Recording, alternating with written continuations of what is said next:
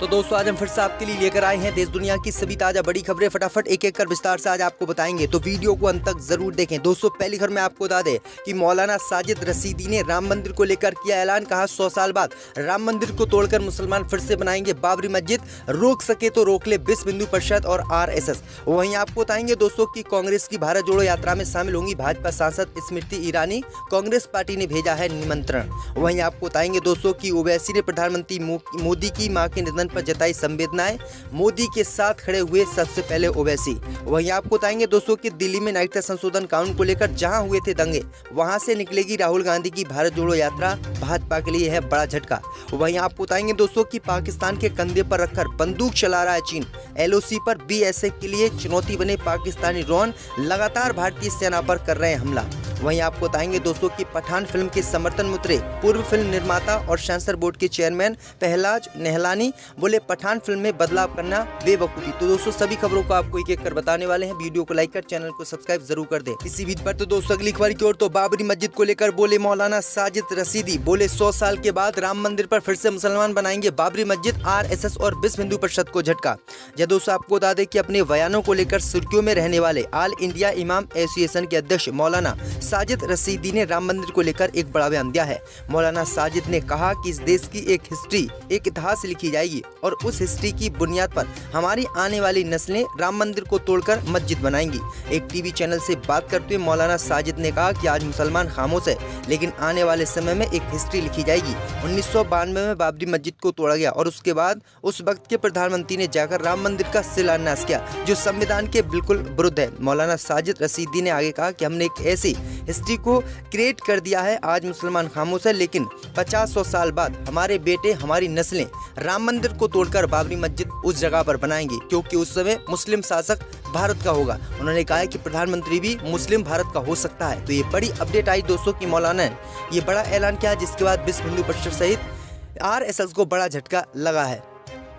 इसी बीच पर तो दोस्तों अगली खबर की ओर, तो कांग्रेस पार्टी की भारत जोड़ो यात्रा में शामिल होंगी बीजेपी सांसद स्मृति ईरानी, भेजा गया निमंत्रण।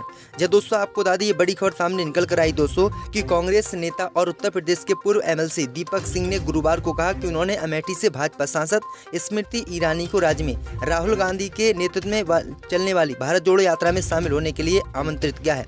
दीपक सिंह ने कहा है कि उन्होंने ईरानी के सचिव नरेश शर्मा को बुधवार को गौरीगंज स्थित उनके कैंप कार्यालय में निमंत्रण भेजा है। उन्होंने कहा है कि स्मृति ईरानी सहित जुबिन ईरानी को हर कीमत पर भारत जोड़ो यात्रा में शामिल होना होगा। दरअसल आपको बता दें कि उन्होंने कहा है कि स्मृति ईरानी महंगाई और गैस सिलेंडर की बढ़ती कीमतों के खिलाफ कांग्रेस की जब केंद्र में सरकार थी तब आंदोलन करती थी, इसलिए अब महंगाई और बेरोजगारी के खिलाफ ही कांग्रेस की भारत जोड़ो यात्रा है और इसमें स्मृति ईरानी को शामिल होना चाहिए। हमने जो है उनको निमंत्रण भेजा। आप देखते हैं स्मृति ईरानी कांग्रेस की भारत जोड़ो यात्रा में शामिल होती है या फिर नहीं। इसी बीच पर तो दोस्तों अगली खबर की ओर, तो असदुद्दीन ओवैसी ने PM मोदी की मां के निधन पर जताई संवेदनाएं। जय दोस्तों आपको बता दें ये बड़ी खबर सामने निकल कर आई दोस्तों कि प्रधानमंत्री मोदी की मां का शुक्रवार की सुबह निधन हो गया। दुख की इस घड़ी में पूरे देश की संवेदनाएं उनके साथ हैं।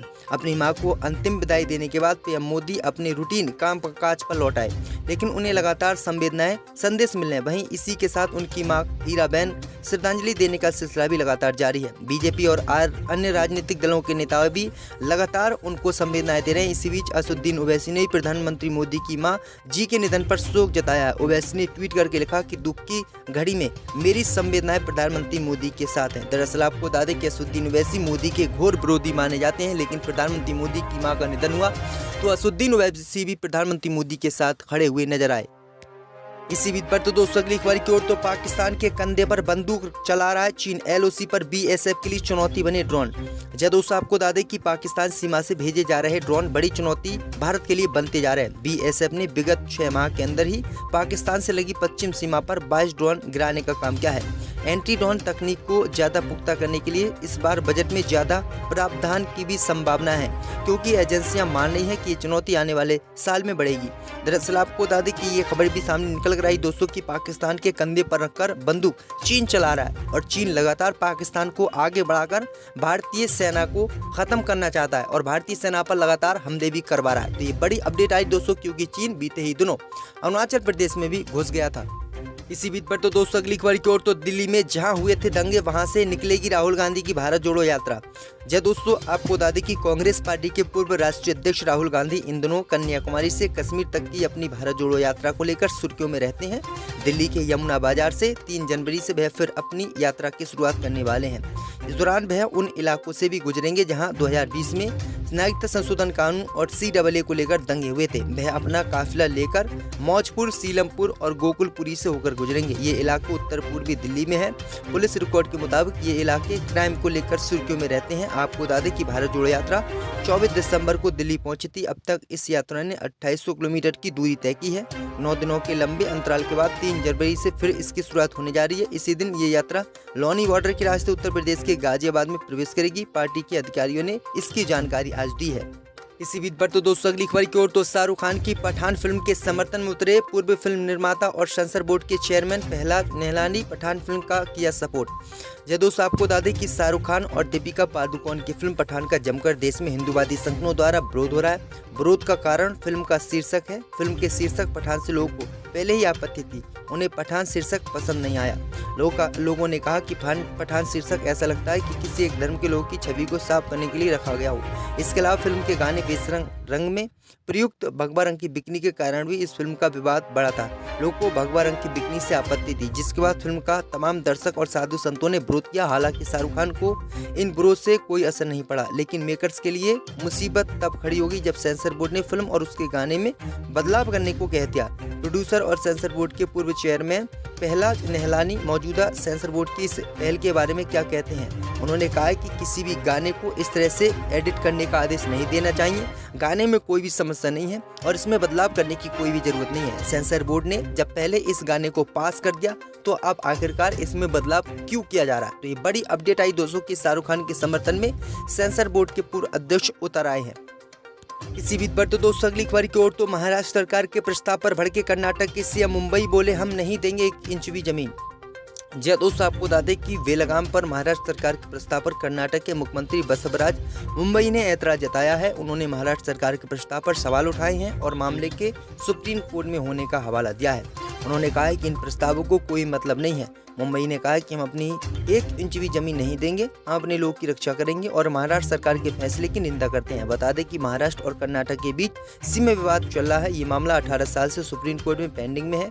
दोनों राज्य के बीच सीमा विवाद 5 दशकों से भी ज्यादा पुराना है। इसे लेकर हाल ही में केंद्रीय गृह मंत्री अमित शाह ने दोनों राज्य के मुख्यमंत्रियों से मुलाकात की थी और शांति बनाए रखने की अपील की थी। कुछ मसलों पर आम सहमति बनने का दावा किया गया था। अब एक बार फिर मसला गर्मा गया है। मंगलवार को महाराष्ट्र विधानसभा में एक प्रस्ताव सर्वसम्मति से पास हुआ। प्रस्ताव के मुताबिक कर्नाटक के 865 मराठी भाषी गांवों को राज्य में शामिल करने के लिए कानूनी रूप आगे बढ़ाएगा। लेकिन आपको बता दें कि इस प्रस्ताव पर कर्नाटक के मुख्यमंत्री बसवराज मुंबई ने आपत्ति जताई और कहा कि हम किसी भी कीमत पर 1 इंच भी जमीन कर्नाटक की महाराष्ट्र को नहीं देंगे। इसी बीच पर तो दोस्तों अगली खबर की ओर तो चंदे को लेकर ADR की रिपोर्ट में हुआ खुलासा। बीजेपी को मिला सबसे ज्यादा चंदा, सपा और आपसे पिछड़ी कांग्रेस। जय दोस्तों, आपको बता दें कि भारत में राजनीति पार्टियों को हर साल सैकड़ों करोड़ रुपए का चंदा मिलता है। आमतौर पर देखा गया है कि सबसे ज्यादा चंदा उस पार्टी को मिलता है जो केंद्र की सत्ता में काबिज होती है। अब इसे लेकर ADR ने अपनी रिपोर्ट जारी की है, जिसमें बताया गया है कि 2021-22 में इलेक्टोरल ट्रस्ट के जरिए राजनीतिक दलों को दिए गए कुल चंदे का 351.50 करोड़ रुपए यानी 72.70% चंदा बीजेपी को मिला, जबकि मुख्य विपक्षी दल कांग्रेस को तेलंगाना राष्ट्र समिति, समाजवादी पार्टी, आम आदमी पार्टी और YSR कांग्रेस से भी कम चंदा मिला है। आपको बताएं दोस्तों कि सबसे ज्यादा चंदा जो है बीजेपी को इस समय देश में मिल रहा है। बीजेपी को लोग सबसे ज्यादा चंदा दे रहे हैं। इसी बीच पर तो दोस्तों अगली खबर की ओर तो हिंदू धार्मिक ग्रंथ को जला पैरों से रौंदने का आरोप, वीडियो वायरल होने पर मचा बवाल, 3 गिरफ्तार। जय दोस्तों, आपको बता दें कि राजस्थान में हिंदुओं के धार्मिक ग्रंथ को जलाने और उसे पैरों से रौंदने का वीडियो वायरल होने के बाद से हिंदू संगठन काफी नाराज हैं।